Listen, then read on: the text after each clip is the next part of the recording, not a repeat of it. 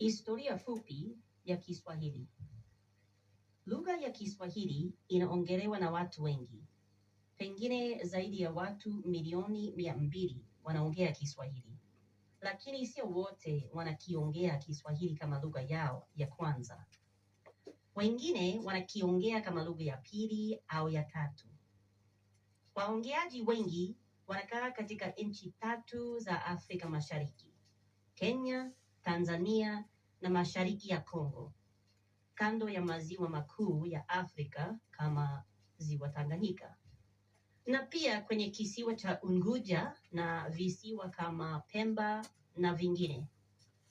Waongeaji wengine wanaishi Burundi, Rwanda, Uganda, Sudan Kusini, Msumbiji Kaskazini, Zambia Kaskazini na sehemu chache za Malawi kama kando ya ziwa Malawi.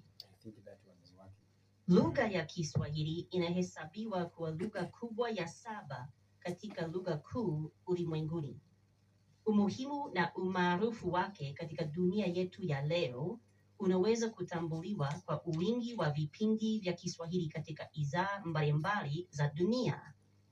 Vipindi hivi vinasikika kutoka Marekani na VOA Swahili, Uingereza na BBC Swahili, Ujerumani na DW Swahili, Australia na SBS Swahili, Japani na NHK Swahili, na nchi nyingine kama Urusi, Uchina, Uhindi, nchi za Arabuni na sehemu nyingi za bara la Afrika. Wengi wanadhani lugha ya Kiswahili ni lugha ya Kiarabu.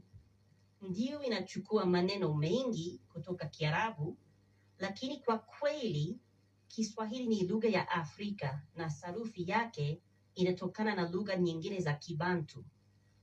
Maneno mengine yanatokana na lugha za Kiingereza, Kijerumani, Kireno na lugha nyingine.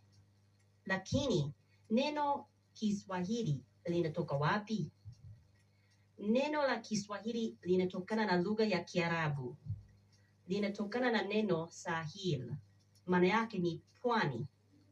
Wingi wa Sahil ni Al-Sawahil. Lakini kwa matamshi ya Kiswahili, watu wanalitamka Swahili au Sawahili. Na ki inabaki kuonyesha maana ya lugha ya. Hiyo ndio ni historia fupi ya lugha ya Kiswahili.